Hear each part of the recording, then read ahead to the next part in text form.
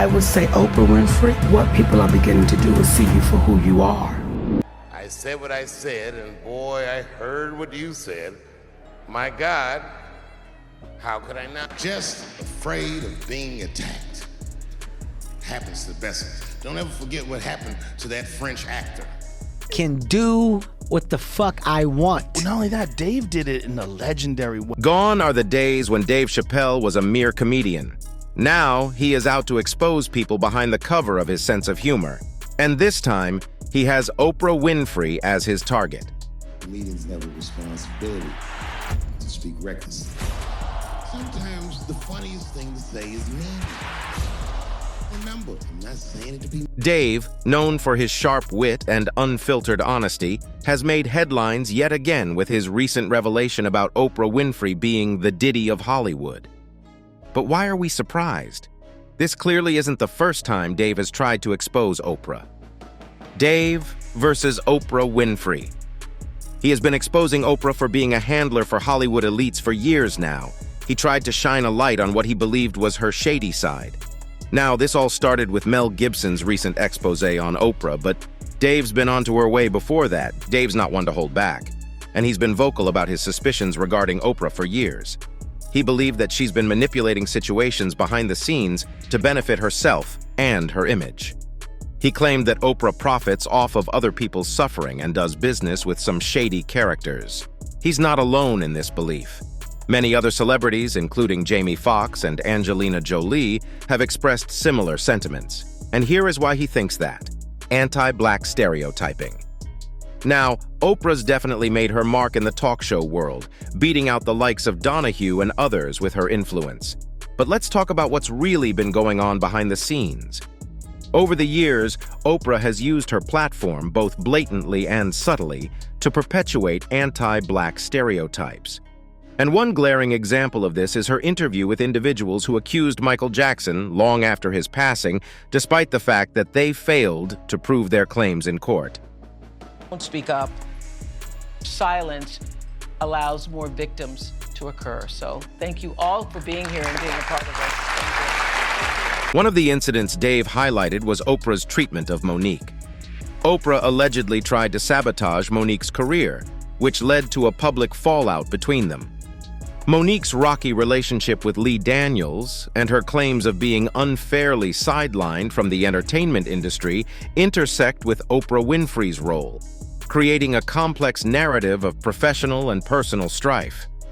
Monique's grievances against Oprah stem from what she perceived as betrayals and missed opportunities, fueling her public feud with the media titan.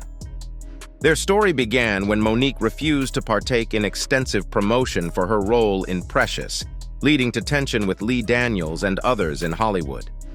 Rumors of her being difficult circulated, ultimately leading to a decline in her career opportunities.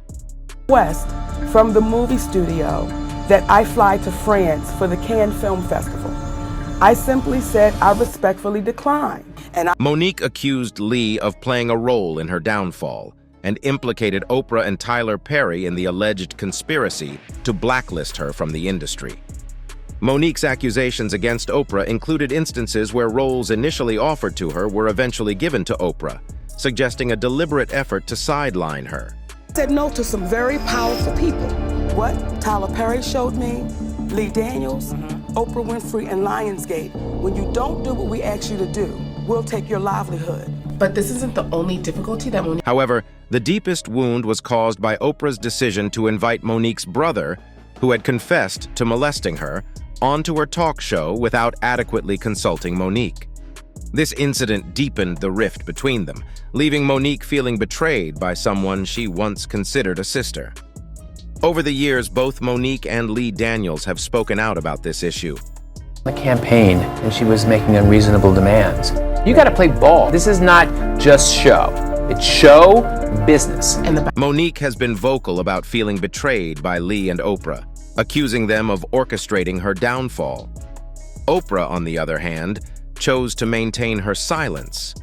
But the web of Oprah's deceit extended far beyond Monique. Even Oprah's purported role as a champion of the black community comes under scrutiny. She has been accused of underpaying black actors and perpetuating harmful stereotypes, all while profiting from their labor. While Oprah remained tight-lipped about the accusations, her past interactions with black artists like Taraji P. Henson hinted at systemic issues in Hollywood. Taraji's emotional remarks about pay disparities and mistreatment during the promotion of a film co-produced by Oprah sparked discussions about racial inequality in the industry. I haven't seen a raise in my income since Proud Mary. And almost had to walk away from Color Purple. This isn't new behavior from Oprah. She's been accused of dismissing black voices and pandering to a white audience for years. Her rise to fame was built on the backs of black viewers, yet she's shown time and time again that she's more concerned with catering to white sensibilities. So while Oprah may have built her empire on the backs of black viewers, it's clear that she's not afraid to throw them under the bus when it suits her agenda. This is where I tell you that exploitation of black artists isn't the only wrongdoing of Oprah. She has tons of other skeletons to hide in her closet. Oprah's criminal associations. Dave unveiled a disturbing connection between Oprah and the disgraced Harvey Weinstein, suggesting complicity in his alleged misdeeds. By giving him a platform on her show, Oprah unwittingly lent credibility to a predator, casting doubt on her commitment to women's empowerment. For those who don't know, Harvey Weinstein is one of the most notorious alleged sexual assaulters in Hollywood. She kept that on the low while using her platform against her own people. And Dave is not the only one who isn't okay with Oprah extending her support to alleged sexual predators.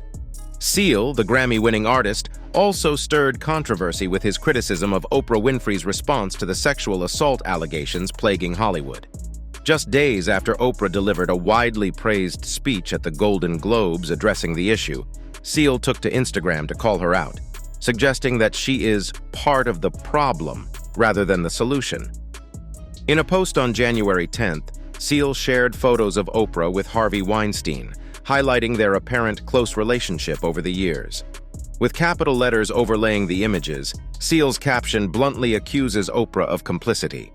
When you have been part of the problem for decades, but suddenly they all think you are the solution.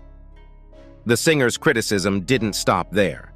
In a sarcastic tone, Seal insinuated that Oprah was aware of Harvey's alleged misconduct, but chose to ignore it. He wrote, "Oh, I forgot. That's right. You'd heard the rumors, but you had no idea he was actually serially assaulting young, starry-eyed actresses who in turn had no idea what they were getting into. My bad." Seal's post concluded with the hashtag #sanctimonious_Hollywood, suggesting a disdain for what he perceived as Hollywood's hypocritical culture. This critique comes in the wake of the #MeToo movement, which gained momentum following numerous allegations of sexual misconduct against Harvey and other powerful figures in the entertainment industry. Oprah herself addressed the allegations against Harvey in a Facebook post, expressing her support for the victims and acknowledging the need for change. However, despite Oprah's advocacy for victims of sexual assault, Seal's comments implied skepticism about her sincerity and questioned her role in Hollywood's broader cultural issues. His remarks added to the debate started by Dave regarding Oprah's influence. In addition to Seal, Rose McGowan's Twitter attack on Oprah also reignited discussions about the media mogul's connections and actions within the entertainment industry. In a scathing tweet posted on August 29, 2021, Rose accused Winfrey of being as fake as they come and criticized her for her relationship with Harvey Weinstein. For context, Oprah had never openly supported Harvey after the allegations surfaced. But her past statements and actions indicate she had some idea, if not all, what he was capable of. In a 2018 interview with Gwyneth Paltrow, Oprah admitted to knowing Harvey as a bully, but maintained a friendly relationship with him. However, she claimed ignorance regarding the extent of his alleged misconduct at the time. Everybody has a story, and so I think this is a watershed moment. And if we make this just about Harvey Weinstein, then we will have lost this moment. Referring to this, accompanying Rose's tweet was a photo of Oprah appearing to kiss Harvey at the 2014 Critics' Choice Movie Awards, a gesture that Rose used to emphasize her point. Her tweet didn't hold back, alleging that Oprah had been pals with Weinstein, and has also allegedly abandoned and destroyed Russell Simmons' victims, referring to Oprah's decision to step away from a documentary project centered on allegations against the music executive. So clearly, Dave isn't the only one who believes Oprah Winfrey is complicit in supporting a system that perpetuates abuse and protects powerful figures for personal gain. But it doesn't stop there.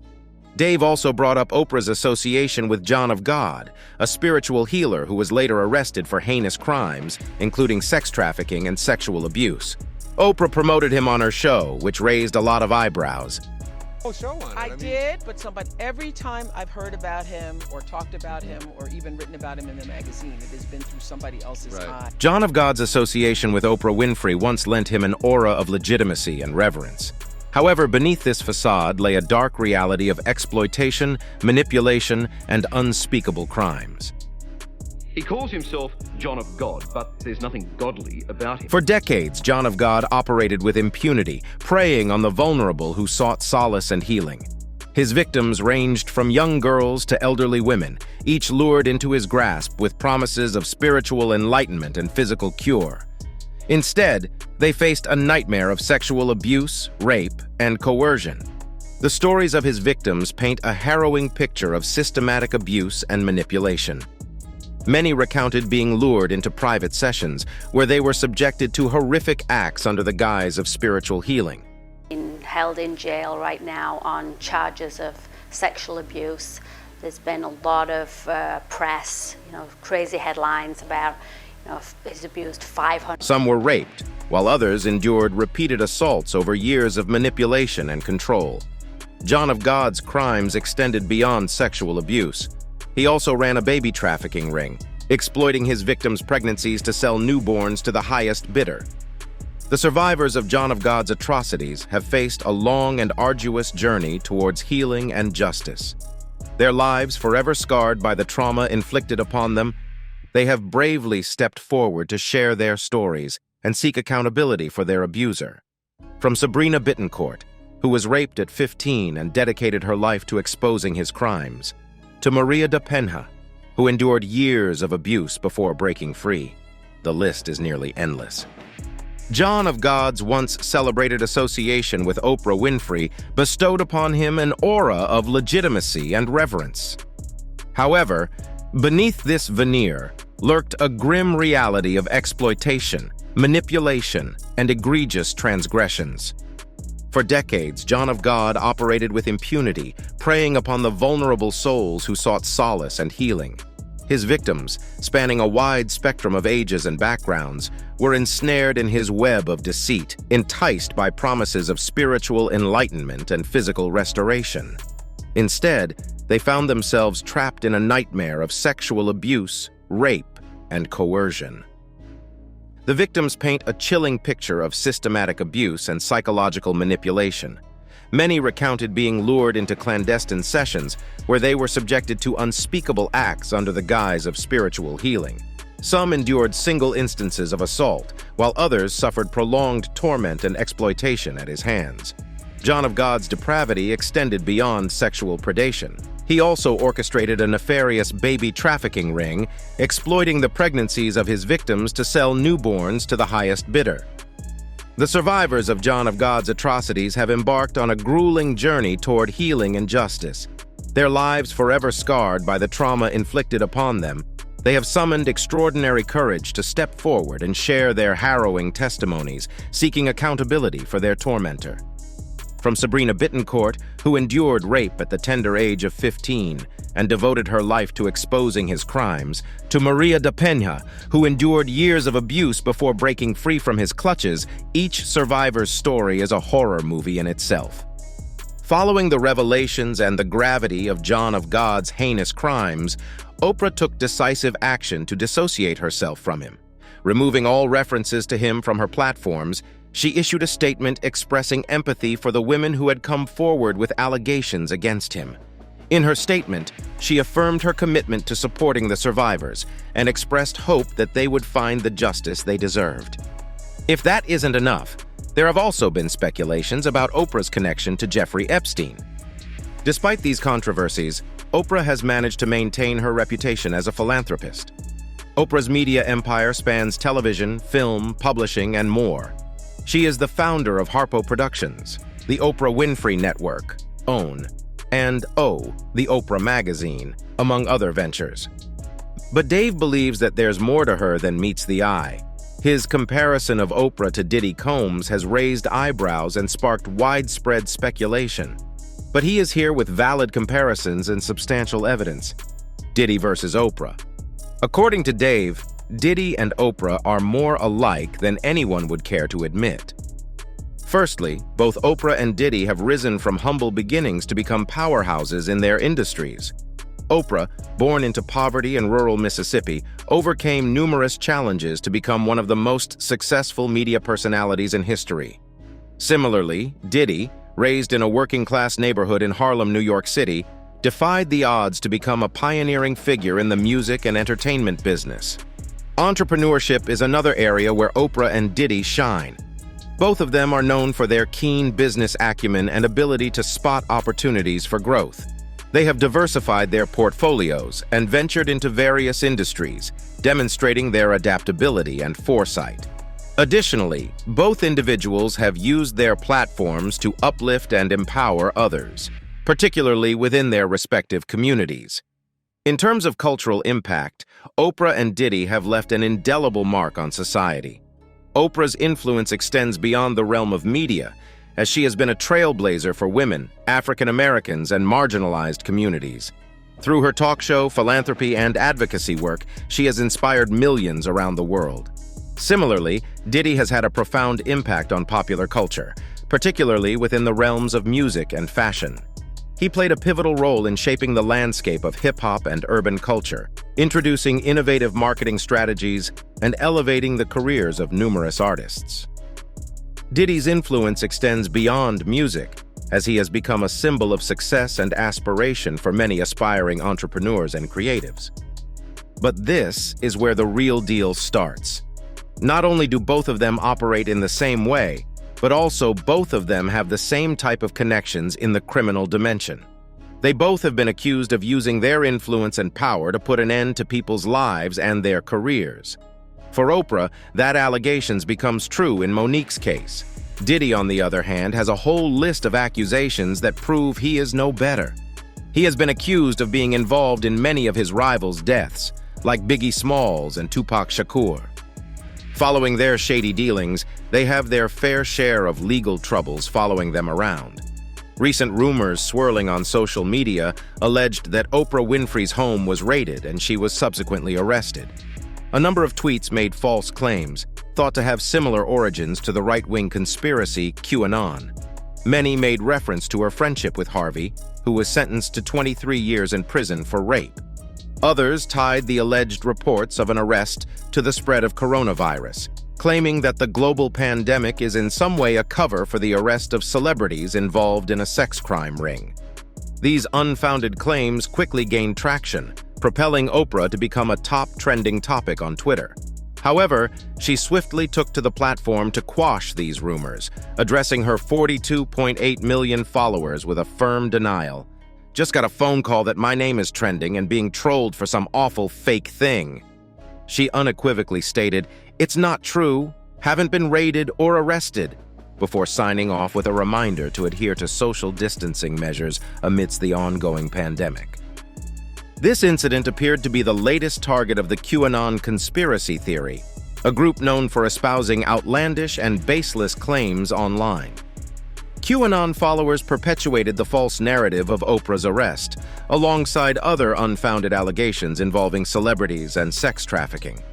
False posts on various social media platforms, including Facebook and Twitter, propagated the conspiracy, with claims ranging from the seizure of Winfrey's alleged home in Boca Raton, Florida, to the arrest of Tom Hanks for pedophilia. Let's not forget to mention that Diddy has a pile of similar allegations against him. Sadly, he isn't lucky enough to deny and get away with them like Oprah. The allegations against him are diverse and span multiple lawsuits. Cassie Ventura, his former partner, filed a lawsuit in November 2023, alleging that she was trafficked, raped, and beaten by Diddy over a decade. She claimed that the abuse began when she was just 19 years old. and signed to his label, ultimately settling the lawsuit for an undisclosed amount. In February 2024, producer Lil Rodney Jones filed a lawsuit alleging unwanted advances by Diddy's associates and being coerced into relations with sex workers hired by him. Lil Rod further claimed sexual harassment, drugging, and threats from Diddy, along with allegations of sex trafficking parties hosted by High. Joey Dickerson Neal also came forward with a lawsuit in November 2023, alleging that Diddy drugged, sexually assaulted her, and secretly recorded the assault when she was a college student in 1991. Additionally, since November 2023, 3 more women have filed lawsuits alleging sexual assault by Diddy, 2 of whom were teenagers at the time of the alleged assaults. Throughout these accusations, Combs has vehemently denied any wrongdoing, with his attorneys denouncing the lawsuits as baseless and sickening. "Let me be absolutely clear. I did not do any of the awful things being alleged," he said in a statement. "I will fight for my name, my family, and for the truth." But Dave doesn't believe a word Diddy has said in his defense. He didn't understand is that we were supporting him with our silence. Because we understood that this nigga was clearly lying. Instead, all of this legal drama has just proved that Dave's comparison of Oprah to Diddy is not merely a casual observation. And if his comparative analysis isn't a dead giveaway of that, then what is?